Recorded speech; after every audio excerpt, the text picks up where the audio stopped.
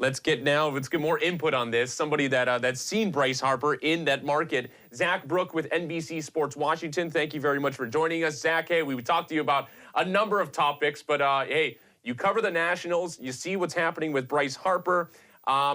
When do you see a decision coming, if at all, maybe this week? Or is there another team that's going to get in the mix? What can you tell us?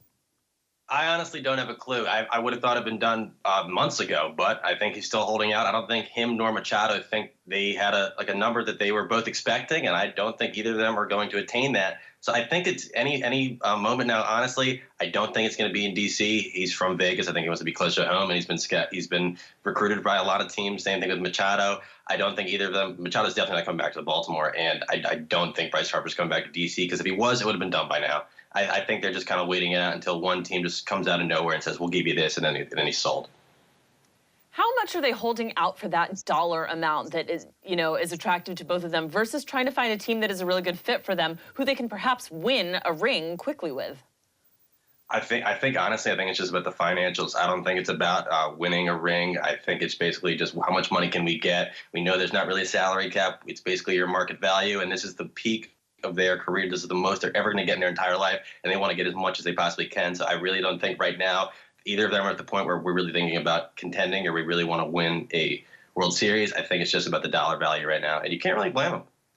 How did it get so bad with the Nationals? Because I look at, the postseason stuff notwithstanding, but that's a pretty good roster with a pretty good pitching staff. They gave him a solid deal. Why not try to make it work there?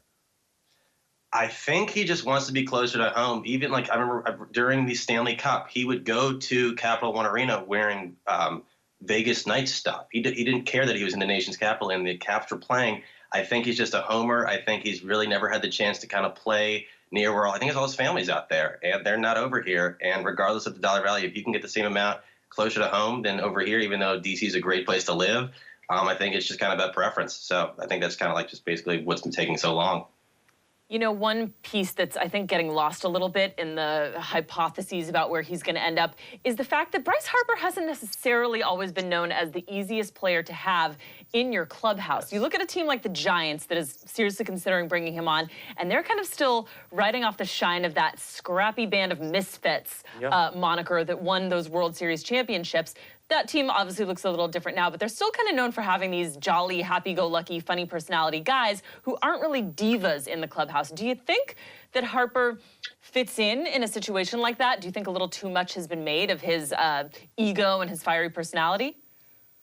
I don't think it's to the point where it's an issue. I think it's good to have a guy with a personality. I think baseball needs more of that, more guys. I think the NBA has it perfectly, where they have so many guys that are just household names. People don't even care about professional basketball. They just know who these guys are. And if baseball can get more of them, and there's a couple of them out there now, Harper actually, he makes headlines even for people that don't pay attention to baseball, and I think that's good. And I think it's a good teammate. You saw the ovation he got during the home run derby, and the city loves him. They still do, and if he decided to come back, they'd welcome him with open arms. So I don't think that's the kind of issue. I think it's just kind of finding a good fit and just making sure you can kind of secure that market value. How much do you apply that discussion to Manny Machado, though? Because there were times where you're watching him in the World Series, you heard there was maybe kind of some attitude problems. Do you think that's a thing with him? Machado probably more so than Harper. I think he hasn't had the best time probably securing relationships with other players as well as Harper does. I think Harper was a lot more revered in the clubhouse than Machado was. And you saw Machado kind of start to not get on people's best sides. During the World Series, you saw there was a lot of stuff he was doing that really wasn't impressing people. And he was just right then and there. He was in the second biggest market, and they didn't want to keep him. So maybe that says something, but you never know. You mentioned it, Zach. One of the little clues we have about where Bryce Harper might end up is the fact that he does want to be closer to home on the West Coast. What kind of clues do we have about Manny Machado? If there's anything at all that suggests where he might end up in a couple days or weeks or hopefully not more months? I honestly have no idea. First, I thought there was rumors a couple months ago that they were both going to the Phillies. I don't think that's happening now because the Phillies just got Realmuto.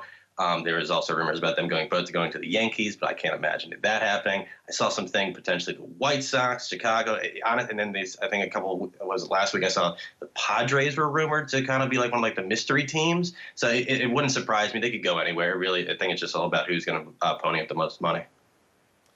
Now, switching gears here, well, kind of. I mean, because Kyler Murray plays baseball, but now he announced today that he's fully committing to the NFL. You think that's the right decision? For him, but I honestly don't know if, like, baseball, he's put it on the back burner. I have a question for you guys. What would you do if the Raiders drafted him and then he went to Vegas? So basically, he'd be spurning both Oakland teams. That really could happen. Who knows, right? I mean, and we're still trying to find out where the Raiders are going to be playing next season. But I think it's an interesting thing. I think it's a fascinating dynamic because I really think that he can succeed in the NFL, okay? And you're looking at a guy right now who's trying to – you could kind of see a little bit where he's playing with the earning potential debate, okay? What he's going to do with baseball, what's he going to do with the NFL. NFL seems like the right choice because you can make an impact early on, and you can be playing early and not be going through these bus rides through these empty stadiums. Think about this. You're a Heisman Trophy winner. You go to empty stadiums all of a sudden, and you go from playing in the college football playoff to playing on a AAA team? Come on. Yeah. It's not going to happen. He's not going to want to be running around all the lower level ranks until he's 27 years old and then trying to get a big contract. If you're even remotely average as an NFL quarterback, you're going to be living luxurious. So I think it's the right decision. Hopefully he's got it in his mind that he wants to play football and baseball is off the table. But hopefully that's the case because this is a great year for him to be one of the top quarterbacks because it's not that deep. So he could go really early. When you look at the teams with high draft picks who do need a quarterback, where do you see him going? The Cardinals, it's a little bit of a sticky situation because they just picked Josh Rosen with their first-round pick last year. I don't think he's going to Arizona. I know I saw some comment that Cliff Kingsbury was a big fan of him, but that'd be crazy. I'm sure they could get a lot for Rosen, but I can't see them moving on from him after just one season because they had a pretty tumultuous year. The Giants, I think they're pretty infatuated with Dwayne Haskins from Ohio State, but the Dolphins need a quarterback. The Jaguars need a quarterback. The Redskins still need a quarterback. I'm not sure if they're going to go. I don't know if he'd be there at 15, but there's a lot of teams that could use a young quarterback. Denver's another one that could definitely use him. So he's got a lot of suitors. It's going to be really interesting. And I think just based on as soon as the combine sort of rolls around, then it's going to start building up again his whole stock. And then I think he'll be get a lot more attention. What do you see as being his player comp right now?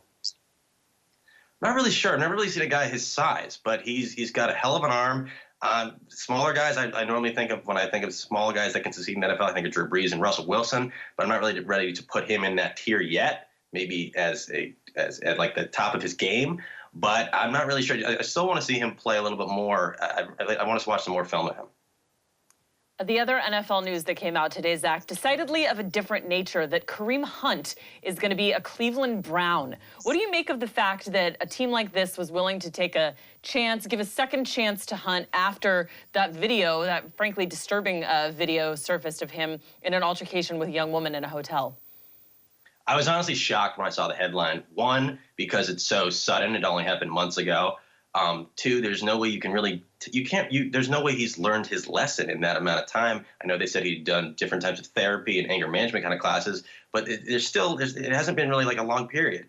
And then also, Cleveland, what does Cleveland need to go get a running back with off-field issues for? Nick Chubb is amazing. He killed it last year. He was incredible at the fact they traded Carlos Hyde. I honestly don't know I think it's going to mess up the locker room morale because they had a good thing going. They hadn't won in years. You finally got a franchise quarterback. You finally got a franchise running back. You got a great wide receiver in Jarvis Landry, and the defense is on the come up too. I honestly don't understand this move. I know that Dorsey had him in Kansas City, and maybe he thinks that with a stable environment, he can kind of keep him on even keel. But I just don't like this move at all. I know he's a great athlete. I know he's a great running back, but it's way too soon, and I think it just kind of shows a bad image of the NFL. It doesn't really matter what you do off the field. It's better if you're athletic and you can play. They don't really care, and it's really hard starting to say.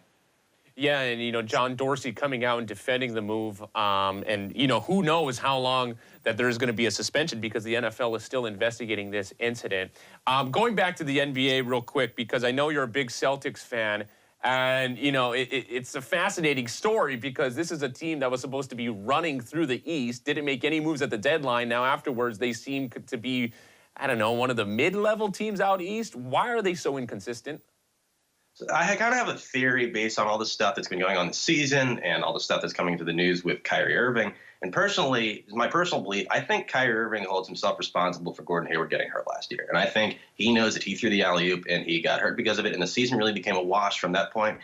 And it was really just about just developing the players. And then as soon as Irving went down, it was just kind of up to the young guys. And I think Kyrie Irving, being the competitor that he is, didn't think the team really was going to advance too far in the playoffs. And then I think when Kyrie Irving wanted to come to Boston to be that main guy, he wanted to lead the team because he'd been second fiddle to LeBron his whole career. And once he saw the young guys kind of catapult them up to the Eastern Conference Finals, he saw maybe I'm not the key guy in this one. Maybe it doesn't really depend on me. And I think that kind of caused like a little bit of a stir up in the locker room. And then you move on to this year, and Hayward clearly isn't 100%. I don't even think he's close to 50%.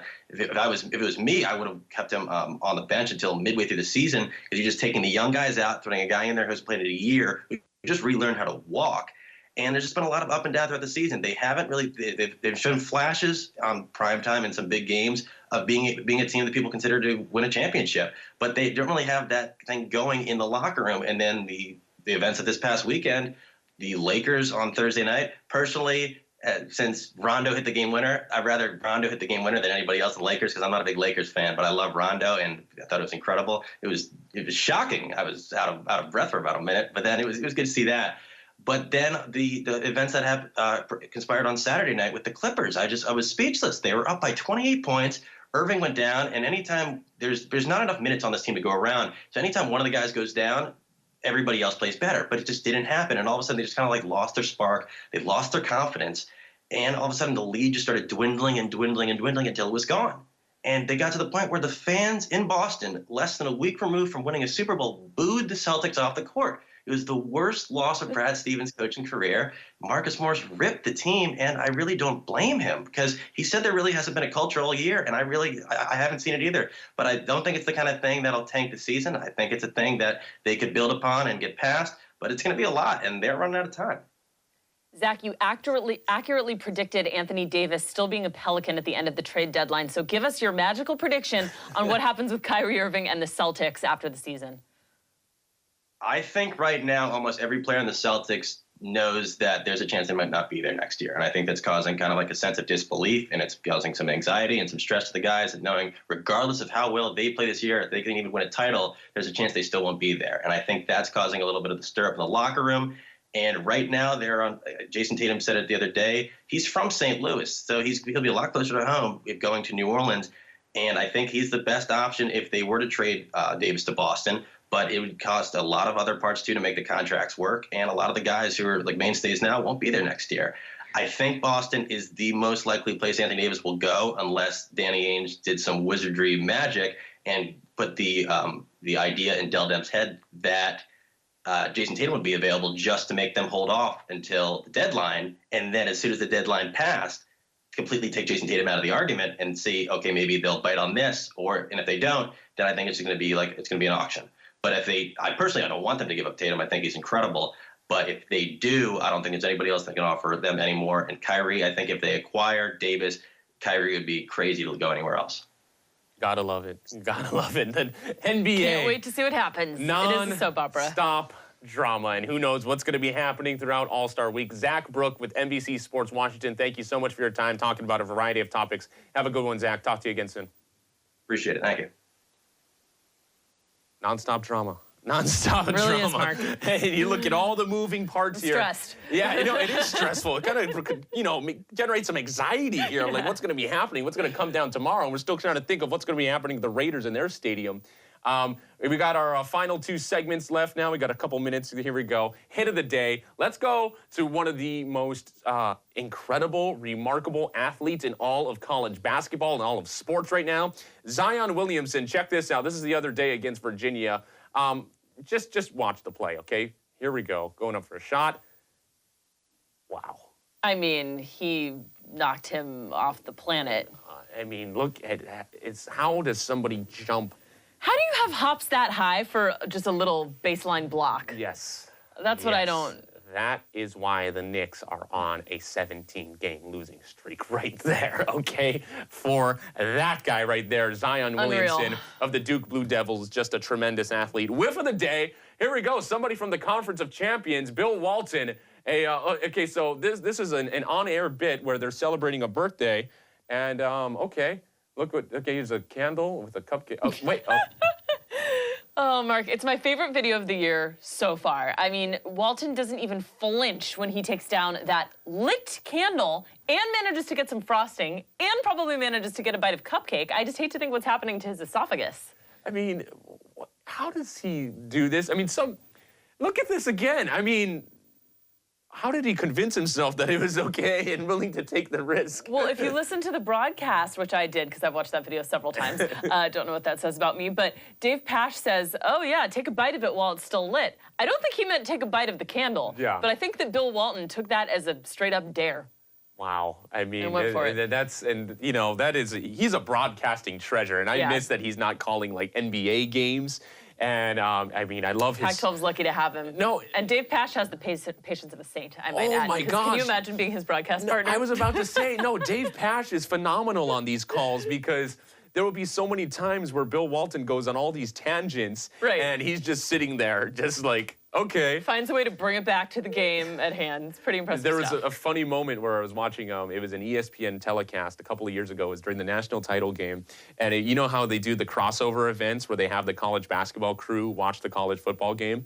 He was watching it next to Jay Billis, Bill Walton was, and he just asks out, he goes, what city is Clemson in? And then Billis just goes, Clemson. And it's like, oh.